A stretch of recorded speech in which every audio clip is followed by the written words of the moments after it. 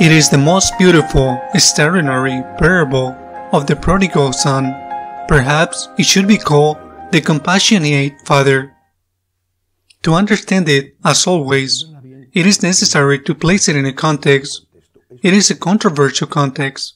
Jesus is welcoming, leading to the right path those who were going astray, and that bothers those Pharisees who considered that there is no remedy for them, that it was not worth trying, and even trying to do so would be contaminated. That is the context. Jesus then tells us this parable.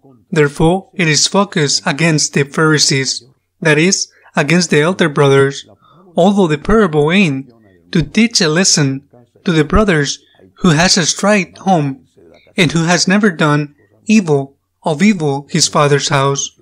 He will have done other bad things, and yet he has less for everyone. There, the Lord masterfully draws two types of people, the one who has been in the Father's house and has never left, and the one who has been, still is, and never left. There are more types of people. The one who has been, has believed the outside he was going to be better off. He has been deceived. He has deluded himself with the mirage of freedom, to be able to live without moral rules, doing what I want. I feel tied down here. I have a schedule. I have commitments. I don't like these companions or that. I'm leaving. The devil has painted him a happy world far from God, and he has believed it. I will be able to do what I want. Freedom. Freedom as a lure.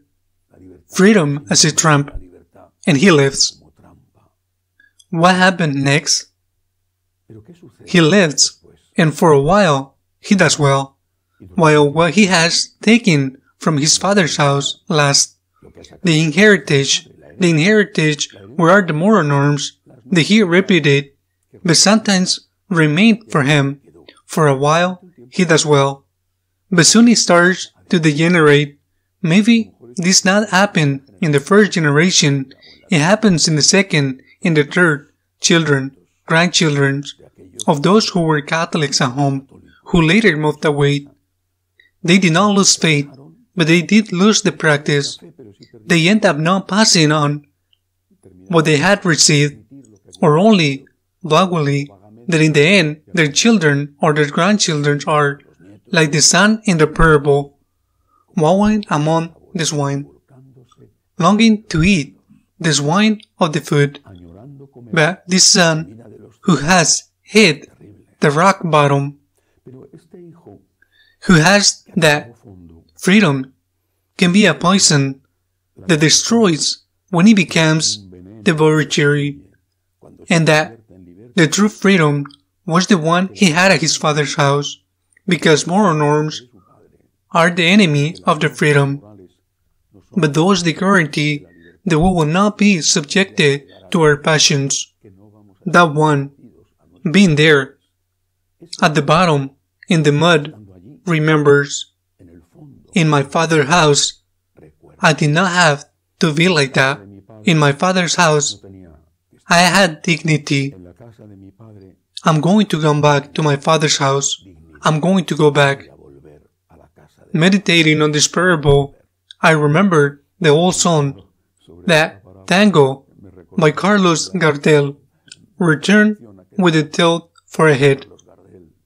Return with your temper already white, because you have spent time away and you have realized that you have made a mistake. Return with a wilted forehead, but return.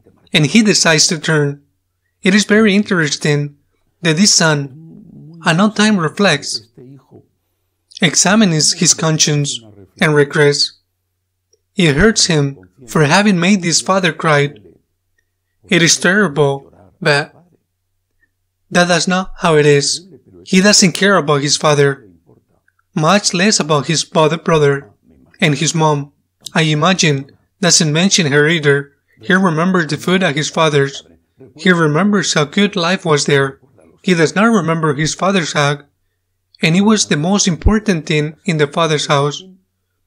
But at least, for selfish reasons, he decides to go back, to return with the walled forehead, and he sets out for his father's house. The father, as the parable tells, welcomes him with a great feast. In reality, he has been waiting for him every day, probably at the house terrace. Otherwise, how could he see he's coming from far away? Then the father welcomed him, and there appears the other character, the one who has never left. He's envious. His reaction is the one of an envious person. His reaction is not the one who is happy, who has felt sorry for his brother, who not only loves his brother, but who has never felt like leaving his father's house. He's envious. He has envied his brother, who has left, as he says, with bad women, because he has wanted it to do the same, but he hasn't done it, because he has been smarter than his brother, and he realized that outside his father's house, sooner or later, he will be wallowing with the pigs. But he is envious. He would like to have gone on the vineyards and on his brother, but gone on, and he is envious. And now he's angry because his brother has gone on those vineyards which he had wanted it to go, and now it turns out that he has the same as him. Similar, because in the inheritance is going to be to return to him. He will go through the purgatory. He's envious, and that is what we have to analyze. We are also looking with envy at those who have left the Father's house. Are you also saying, look, how much fun they are having. They have no moral rules, and here I am instead, annoyed because I have to go to Mass on Sunday, because I cannot steal, I cannot kill, I can't lie. I have a conscience, and my conscience bothers me. I don't wish I didn't have the conscience. It is a position. Two great characters, two types. First, the one who lives, hits the bottom rock, who, even if it is selfish reason, decides to return. There are many who are in this situation. Many are converted, more than one can imagine. I say it because of the number of people who write to me saying that they have converted. We have to help them come back. We have to pay the weight for them. We don't have to make it difficult for them. Come back. The Father is waiting for you. Only in your Father's house will you find the true freedom, the happiness you seek. Come back. We cannot behave like the older son, who never left, but who has wanted it to live and he has not done it. Come back. The Father and we will welcome you with the open arms. I am not envious of what you have done. I have been better than anywhere being on my Father's side.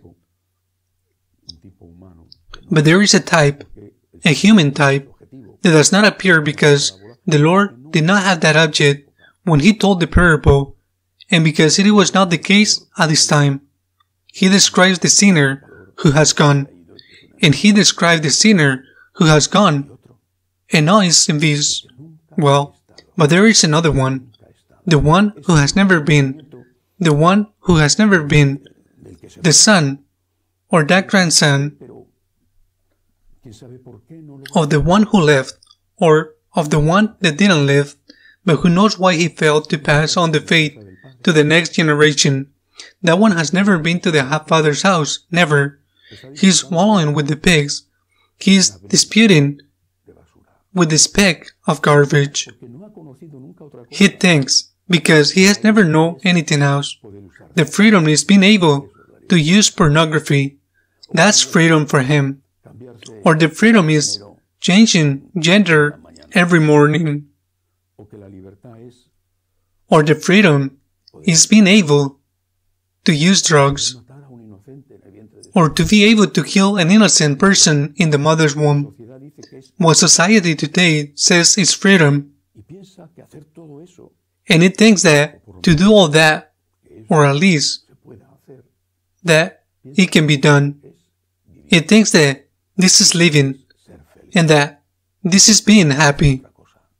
He does not know anything else, because he knows his father's in the Father's house, remembering something, some moments of happiness from his childhood. Perhaps when he made his first communion, he longed for something, such peace, such innocence, such a world happy that he lost because he let himself be seduced. But what about those who have never been in the Father's house? Those who do not even have those memories? Those who are especially way need the help to come, not to come back, because they have never been there, but to come. How to do it? Among the many beautiful things that St. Paul wrote, there are 2 letters addressed to possibly the worst of all the communities that he was forming, or that he was catechizing. I'm referring to the Corinthians. Corinth was a port city. It was a city where there was what it was there then. I don't know if there is now also in the ports. He finds himself with the community very infected by the atmosphere, and he rebukes them very strongly. But in the first and in the second letter, he is very hard on them, very critical for them. He loves them, and he puts them in firm position. And he said to those pagans who lived disputing for food with the pigs, to those who have never been in the Father's house because they were not Jewish, and because their gods in which they believed were shoddy. To those he says, show them a reason to live. What a sentence! Show them a reason to live. That is what we have to do. The one who is gone away, we must help him to come back. Remember the moments of light. Remember the moments of light. He will say to the letters of the Hebrews, remember the moments of light. Come back. You have deceived and you have let yourself deceive. Come back. There will be no scolding. There will not be reproaches. There will be open arms and great feasts. Come back. And to the one who never left, because he never was, show them a reason to live. We must be witnesses in the atheistic world, not in a pagan world, which believed in its gods, but in an atheist world, which has the words of the pagan world, and the only way is to show a reason to live. We are happy. Sinners, unfortunately, but happy, because we are in the Father's house, and He is, and only He, is the one who fills our heart with joy and with hope. So be it.